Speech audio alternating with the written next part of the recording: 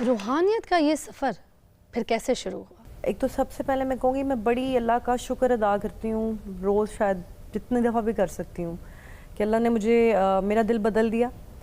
और मुझे लगता है कि जब आप टूट जाते हैं बहुत ज़्यादा या आप बहुत तकलीफ़ में होते हैं तो फिर आपके ऊपर नज़र करम होती है और अल्लाह ताला टूटे हुए दिलों में ही आता है। सो मैं बहुत तकलीफ़ में थी और मैं कॉन्स्टेंटली बहुत रो रही थी। मुझे लगता था कोई भी नहीं है मेरा, बिकॉज़ हर न्यूज़ चैनल पे हर जगह सिर्फ मेरी धज्जियाँ उड़ा रहे थे लोग। शायद औरत होने की वजह से बड़ा आसान होता है ना किसी औरत को टारगेट करना, और बड़ा मुश्किल होता है स्पेशली। और मुझे बार बार ये फील होता था कि अब्बू नहीं है इसलिए मेरे साथ ये हो रहा है, मेरे साथ ये हो रहा है। सो अब मैं इतना रोती थी। फिर मुझे बस वो एक पॉइंट ही आया कि मुझे नफ़रत हो गई इंडस्ट्री से, कि ये वही लोग हैं यार, 14 साल से मैं 18 साल से इनके साथ काम कर रही हूँ और इनको ये ख्याल नहीं आ रहा कि मैं किसी की बेटी हूँ, मैं किसी की माँ हूँ। सो ये लोग ये नहीं सोच रहे कि मुझे कितनी तकलीफ़ हो रही है इनकी अजीब सी बातों से। प्लस मैंने इस डिफ़िकल्ट टाइम में, तुम्हें भी पता है, सबको पता है कि क्या डिफ़िकल्ट टाइम था, मैं अकेली लड़ी थी अपनी जंग। और लड़ क्या रही थी, मैं तो बोल ही नहीं कुछ रही थी। मैं सिर्फ चुप करके सजदे में जाती थी और मैं रोती थी। मैं कहती थी अल्लाह मियां, अब जिसका बाप ना हो क्या उसके साथ दुनिया ये करती है। जब अब्बू होते थे तो मुझे लगता था कि बस मुझे कोई कुछ नहीं कह सकता। जब अब्बू नहीं रहे तो फिर लगता था कि नहीं, अब कोई कुछ भी कर देगा और कोई संभाल नहीं सकेगा।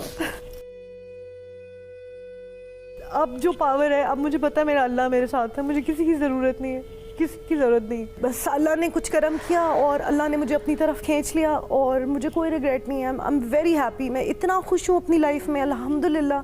मुझे इतना सुकून पूरी ज़िंदगी में नहीं मिला जितना मैं इस 1-1.5 साल में है। मैं आपको बता नहीं सकती। अपने एक दोस्त को पकड़ के मैं कहती हूँ कि यार इस तरफ आओ, अल्लाह की तरफ मतवज्जा आओ, इससे बड़ा नशा कोई नहीं है। एंड यू नो, बस ये सफ़र उस तकलीफ़ से शुरू हुआ और अल्लाह ताला ने मुझे अपनी तरफ खींचा। और मैं कहती हूँ बस अल्लाह मियाँ मुझे ऐसे ही रखे। और आई वांट कि आप सबकी दुआएं मुझे चाहिए कि मुझे इस्तकामत रहे और मैं इसी रास्ते पे रहूँ मेरे लिए, और मैं इसी तरह जैसे हूँ इसी तरह मरूँ बस। आपने कहा था कि आप टीवी शो होस्टिंग करती रहेंगी, मगर आप काफ़ी अरसे से स्क्रीन से गायब हैं। कहीं होस्टिंग को भी खैर बात तो नहीं कह दिया आपने? मैंने खैर बात नहीं कहा, लोगों ने खैर बात कह दिया। आई थिंक हिजाब की वजह से वो पीपल आर नॉट इंटरेस्टेड कि मैं होस्टिंग करूँ। हैं? हाँ, शायद मेरा ख्याल में यही होगा। मगर मेरी बात सुने, थोड़ा सा इंतज़ार करें, रमज़ान शरीफ आने वाले, तो रमज़ान ट्रांसमिशन तो आपने ही करनी पड़ेगी। हर कोई पुकारेगा कहाँ है नूर, कहाँ है नूर। लेकिन मुझे 1 महीने में पूरे 11 महीने की कसम मतलब सीजन होगा, सीजन शुरू हुआ, सीजन चल रहा है। बंदा कह देता ना कि नहीं देखो साढ़े को इको महीना है, हम ऐसे भी नहीं कमाना, देखो तो कमा। मैं तो मजाक के तौर पे ये बात की है, मैं इतनी बिजी होती हूँ कि मेरे पास टाइम भी नहीं होता। और आई डोंट थिंक कि मेरे पास अब कैपेसिटी भी है। मतलब एक आध शो कभी कर लिया। तो रमजान ट्रांसमिशन क्या आप नहीं, रमजान में मैं रोजे रखने में इबादत ना करूँ, मैं उधर भी पैसे में कमाने चली जाऊँ? नहीं भाई, मैंने अल्लाह को नहीं राजी करना। मैं रमजान इस दफा भी मुझे ऑफर आई थी। जब आप उसके कामों में लग जाते हैं ना तो वो आपके कामों में लग जाता है।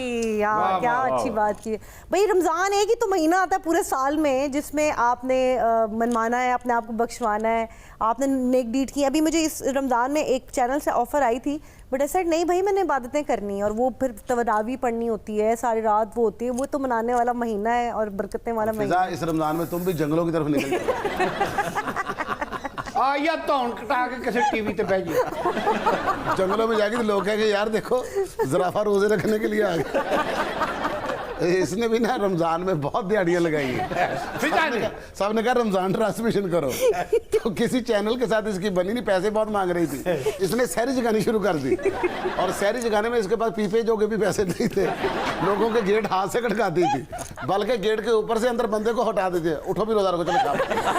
लंबी आप भी तो मेरे साथी होते हैं ना, जब रोज़ा बंद होने वाला होता है ना तो आवाज़ आप ही से तो निकलवाती हूँ।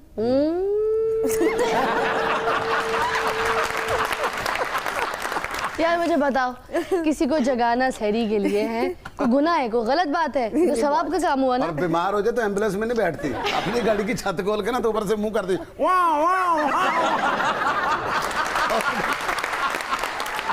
ये मेरी गलती नहीं है, ये मेरी गलती नहीं है। जब भी मैं रिक्शे में रोया करती थी, क्योंकि हम रिक्शे पे आते जाते थे, इतना पैसा तो था कौन नहीं सा यार हमारे पास। रिक्शा था जो तुम्हें अपने अंदर ले लेता था? रिक्शे में ऐसे बैठती जैसे पटारी में सांप नहीं लपेट के रखते। ये पूरा ऐसे आलती पालती मार के बैठ जाती थी। और जैसे जैसे वो रिक्शा स्टार्ट करता था ना, हाँ, इसके लिए वो बीन थी,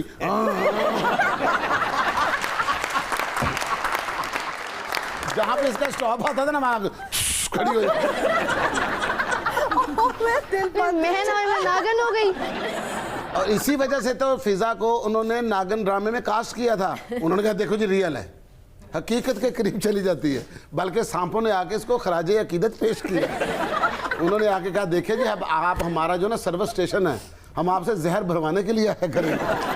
और आप ये देखें कि जब मैं नागिन बनती हूँ, जैसे ही वो सीरियल ही खत्म हो गई जो सोप की तरह चल रही,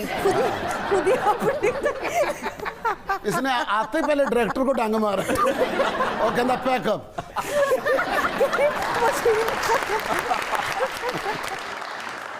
हम सुनाने जा रहे हैं आपको कुछ मुनफरिद सी खबरें, और मुनफरिद खबरों के लिए हमारे पास होती है निर्मल।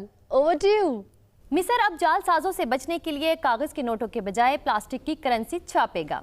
पहले तो ये होता ना कि आपके जेब के अंदर जो नोट है, आपको खतरा होता था कि आपने कहीं कपड़े उतारे, उसके अंदर पैसे रह गए तो काम वाली धो ना दे, धुल गए तो सारे नोट जाया। अब किसी को कोई फिक्र नहीं है, बल्कि बंदा खुद कहेगा यार मेरा 200 रुपया तो धो के ले इधर। बल्कि इस करंसी ਨੂੰ सेक तो बचाना पेगा। ये ना होवे कि 1000 का जड़ा सेक लगे तो 100 रहा ही है। अरब के अंदर जब ये करेंसी चलेगी तो वो लोग किस तरह से डिस्कस करेंगे? अंतल कुल्लु नोट प्लास्टिक है वला डोंगा रियाल है वला पानी जग पेट्रोल मुताबिक है वला कुल्लु दुनिया करेंसी कीमत हाई क्वालिटी है नाम मामूली क्वालिटी करेंसी अरब अमारात वला पाकिस्तानी करेंसी लो रेट वला बातचीत आसमान। नेक्स्ट न्यूज़ क्या है? मेयर कराची वसीम अख्तर ने कहा है कि फारूक सितार को पार्टी से फारिग कर दिया गया है, अब वो घर बैठें और अल्लाह अल्लाह करें। जिस दिन फारूक सितार साहब ठाकर साहब फड़ के लै गए उस दिन तो उही अल्लाह करन दे हम। और यार ये फारूक सितार भी अजीब आदमी है। रात को सोता है तो एमक्यूएम के किसी धड़े में होता है, सुबह किसी और धड़े से उठता है, दोपहर को किसी और धड़े में फिर रहा होता है, और शाम को अपनी अम्मा को बीच में डालता है और सारे धड़ों को इकट्ठा करके एक पार्टी बना देता है।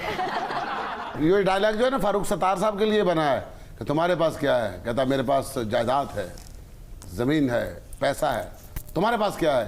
मेरे पास माँ है।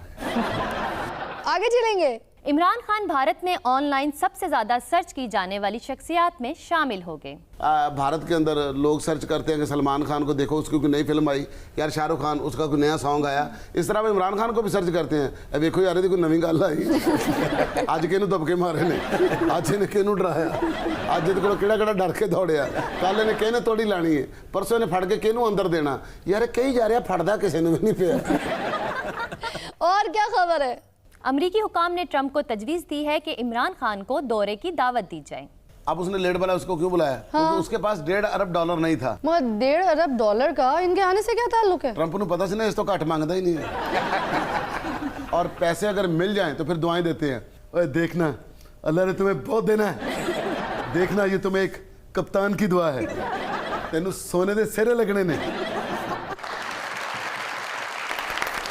अगर इमदाद ना मिले तो उसी को बददुआएं देने लग जाता है, तेनू सोने दे सिरे लगने ने, डाकुओं ने तेरी धौन ला के ले जाएंगे और तेनू ये नहीं पता होना तेरा घर किधर है, और तू पीछे मुड़ के नहीं देख सकेंगे। और जेडी तेरे उत्ते चादर होनी है ओदे ते सोने का काम नहीं होया होना, ओदे ते होर चीज़ां लिखियां होणगियां।